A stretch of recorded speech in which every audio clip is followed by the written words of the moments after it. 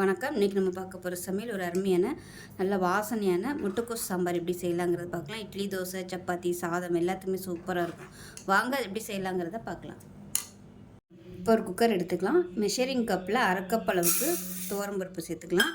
இது கூடவே 1/4 கப் அளவுக்கு பாசிப்பயிறு சேர்த்துக்கலாம். அதாவது பாசிப்பருப்பு சேர்த்துக்கலாம். இதை நல்லா கழுவிட்டு வந்துட்டு பார்க்கலாம். இப்போ நல்லா சுத்தம் பண்ணிட்டு வந்துட்டேன். சுத்தம் பண்ணிவிட்டு நல்லா ஒரு 3 கப் அளவுக்கு தண்ணி சேர்த்துருக்கேன். இப்போ கொஞ்சமாக மஞ்சள் தூள் சேர்த்துக்கலாம்.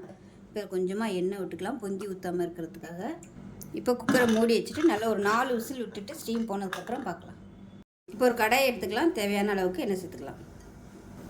இப்போ எண்ணெய் நல்லா சூடாயிடுச்சு. மீடியம் சைஸாக ஒரு பெரிய வெங்காயம் பொடியாக கட் பண்ணதை சேர்த்துக்கலாம்.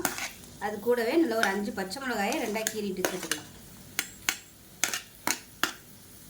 இது கூடவே நல்லா ஒரு 3 பல் பூண்டு பொடியாக கட் பண்ணி வச்சுருக்கேன், அதையும் சேர்த்துக்கலாம்.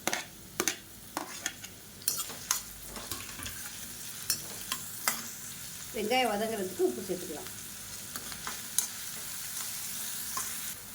இப்போ பாருங்கள், வெங்காயம் பச்சை மிளகாய் எல்லாமே லேசாக வதங்கிடுச்சு. மீடியம் சைஸாக ஒரு தக்காளி பொடியாக கட் பண்ணதை சேர்த்துக்கலாம்.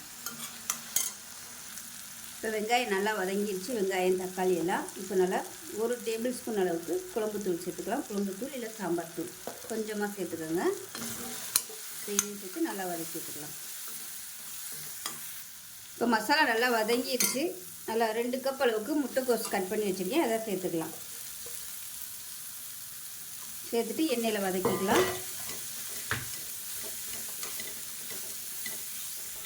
இப்போ பாருங்கள், நல்லா வதக்கியாச்சு. இப்போ தேவையான அளவுக்கு தண்ணி சேர்த்துக்கலாம். இப்போ இன்னும் கொஞ்சம் தண்ணி சேர்த்துக்கலாம். காய் முங்குற அளவுக்கு தண்ணி ஊற்றுனீங்கன்னா போதும். இப்போ இது வேகட்டும்.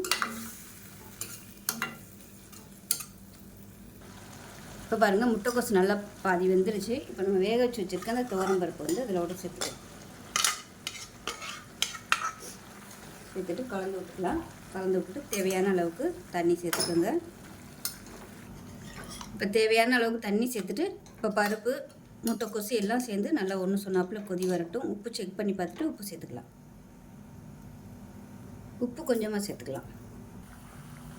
இப்போ பாருங்கள், சாம்பார் வந்து நல்லா ரெடி ஆகிடுச்சு. முட்டைக்கோஸ் சாம்பார். இப்போ இதுக்கு வந்து தாளிப்பு கொடுத்துடலாம். நான் வந்து தாளிப்பு வடகம் போட்டு தாளித்து வச்சுருக்கேன்.